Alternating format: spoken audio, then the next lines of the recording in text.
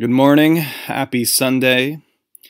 I thought I'd talk about authority versus subculture peer pressure, dialogue, and demands. And recently I've been thinking about the liberal zeitgeist and the people who play the game and think about why they still believe in Socratic dialogue, why in the world is intellectualism for the common man and they don't even know what they're talking about, and how art criticism and normal critics are actually disturbing the normal flow of queer artists like myself and you. And I thought I would go more into that, after reading an angry letter this morning. So, queer culture, I think there's two perspectives right now. And again, for any new listener, queer culture isn't so much a gay identity or a sexual deviancy, but queer culture is, ironically and hypocritically, those things. But it's about as I said, the struggle of the existential condition. That someone can be queer for being gay, black, trans, and Muslim, but also someone can be queer for being in an abusive family and talking weird. So queer is like loser culture. Well, to our neoliberal establishment, somebody also believes that there's social justice. I have an older video or a podcast I did with Robert Stark about the poem of the wind and trees, one of my favorite anime and mangas that's about rape and abuse and homosexuality, very, very offensive and transgressive, like Patoreo. And he wrote a very scathing 2,000-word post about how I'm wrong and how everyone's being misled. And I believe in some of that 4-year-old podcast, I use such cultural words like alpha and beta.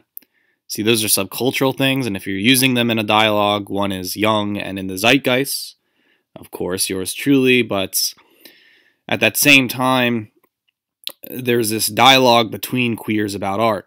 I'm the queer and they're the queer.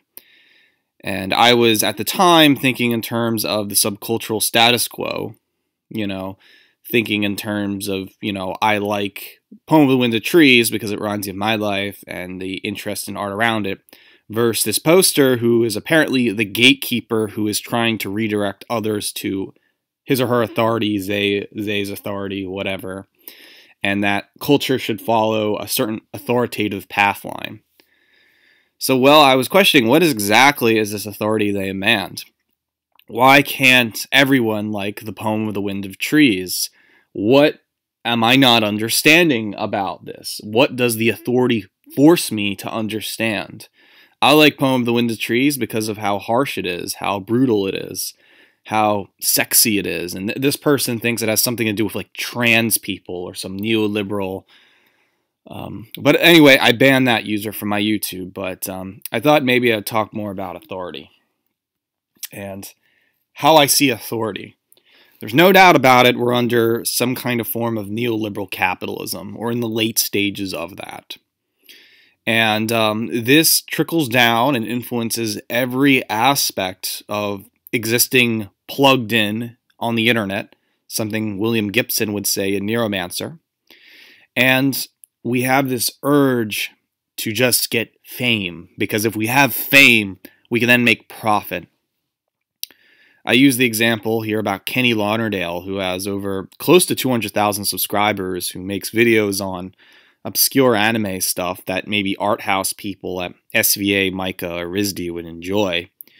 But he has a Patreon, and he gets about $500 a month. And in his comment, he writes, "Not having to worry about rent would really help me stress better at night. Better sleep means more energy when making videos, which is good for everybody, but especially my health."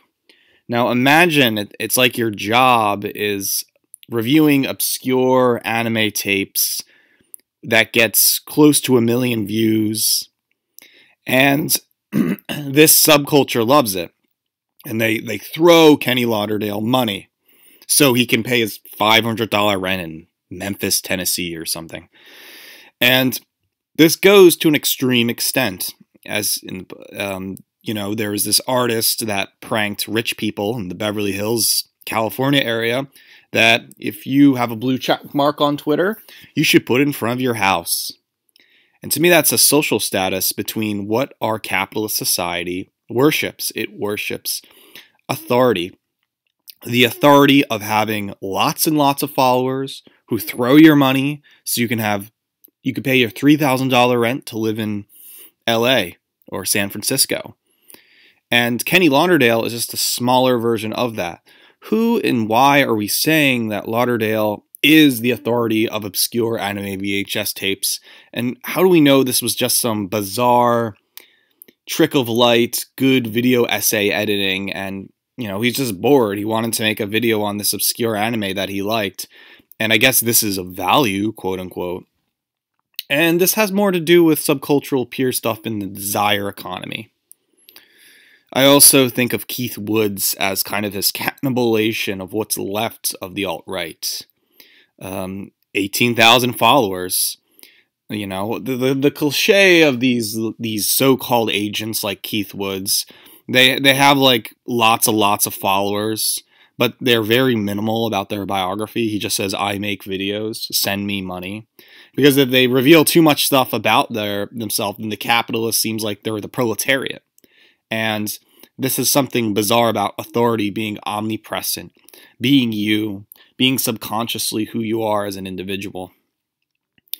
And so Woods is nothing more than a patch to fulfill the anti-capitalist desires that the far right is developing, but at the same time, panhandling that consumerism that they desire about the whole anti-white regime. So nothing is really progressing here. It's all just YouTube accommodated platforms. I believe that Carefree Wandering, or this one Professor Muller, he had a really good video entitled Commodification of Philosophy, Professors versus Influencers. And in this video, he argues about why this scam artist named PhilosophyTube is a bad representative of Kant, and why PhilosophyTube is in it as an influencer and in it to control people so they can get money. But if anything, I'm telling you is that your presence on YouTube and your consent to viewing is not really a form of intellectualism, but rather consensual, pseudo-intellectual consumption of everything. And the proletariat is in its own bubble. And the system likes that. But if the system had their own way, it would be some kind of bizarre, neoliberal Borg state of no race, but individualisms and transhumanism, liberalism. There's this interesting English European account by the name of Dear Asian Youth. And they're not using Asian as per se Chinese, Japanese, Korean, but they're saying Asian as in Middle Eastern. But one of their funny Big Brother Russian constructivist CalArts Facebook corp art thing says, but do not be mistaken, we can and must fight anti-Asian racism without being anti-black or pro-police. BIPOC solidarity is the only way we can target the root cause of these attacks, white supremacy. And they also have another thing that says, I don't know what it is, propaganda, adding Asian American authors to your shelves. Well, the cute brown anime girl, who is more, I think, Indian than whatever. This goes into the interest of queer culture for sure, and about why we worship that queer condition. But we also are getting confused about it with neoliberalism and egalitarianism. So I won't spend too much time on this propaganda, but there is this kind of nanny state in the peer pressure here. That assuming that you do fight anti-Asian racism, you've always been anti-black and pro-police. There's no evidence of that, but it's like a nanny that's telling you, waving their finger at you, that if you do this, if you touch your hand on the stove, you will get burnt. And you'll also have blue feet. Now, there isn't evidence that you'll have blue feet, but that's how ridiculous the consequence of that claim's going to be. And so it's as if the revolution and people are seeing the lies of the Star Trek Borg state of having a the system sees us as Hydra, that the three other heads on this giant serpent are black people and Asian people, and if the black person serpent is down, then you all have to suffer, like this human centipede type of ordeal. And this nanny state propaganda is telling you that make sure that if you fight against anti-Asian racism, you can't be anti-black or pro-police. Now, the pro-police and solidarity part has something to do with some strange communist rhetoric, or I guess baby boomers are obsessed with. But anyway, the point is that this is authority trying to tell you what to think and act in this very strange way. Their language is becoming more insidious than ever. So what I really wanted to say is that an influencer is often an authority. And we're confusing that influencer as some kind of paternal intellect. That the influencer is the God we can't deconstruct, the God we cannot hate on. Kind of like we can't hate on Paul Wagner of Wolf and Vinland's because he's this crack addict neo-Nazi with a six-pack, and if you do, he'll beat you up. It's kind of this gunpoint style Charles Manson power cult. In other words, it's a celebrity. It is the neoliberal establishment. You cannot criticize Michael Jackson, even though he's a sadistic pedophile, because he represents all black people. And I think the critic is more like a hostile agent and a cult member trying to control you from revealing the truth to people. So the influencer and intellect is blurred under this capitalist peer pressure type of system because we see selves as materialistic goods, as transactions constantly. We don't see any paternal we don't have any true paternalism. And again, we have a nanny state. This is more elaborated in the work of Dick Hebdige in his book about subculture. But there is good news, however, and with the power of the internet, people do have certain revolutionary, reactionary actions. If you go on the official White House YouTube channel, the comments are turned off, and every video has a very extreme dislike ratio, and the dislike ratio is always higher than the like ratio. And so the White House YouTube channel could just actually shut off the like and dislikes and just show their propaganda as usual. But I think some boomer is behind it, and they didn't shut it off, and it shows you how much the public hates the system, how capitalism is indeed failing, and the neoliberal establishment is going to be kaput soon. No one likes Biden, and no one likes this whole pandemic social control issue going on.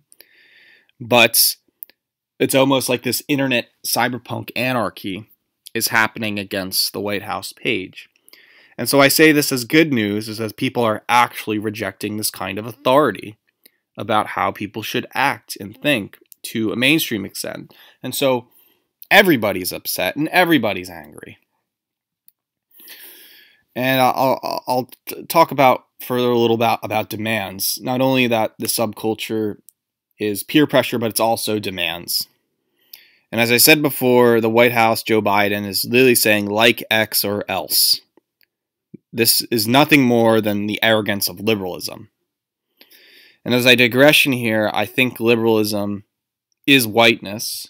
And I'm not referring to admixture European people, but I'm referring to the culture that admixture European people made of middle-class, bourgeois, suburban culture. That's pretty much whiteness. It's this kind of middle-class demand to live in a happy capitalist society with a house, a dog, and a few children.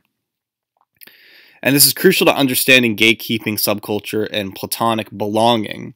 Why, if you make fun of Kenny Lauderdale or Paul Wagner, his cult comes after you. Any strange YouTuber, because we're kind of making our fake extended families over the internet because we actually hate this suburban existence the baby boomers were brought up into.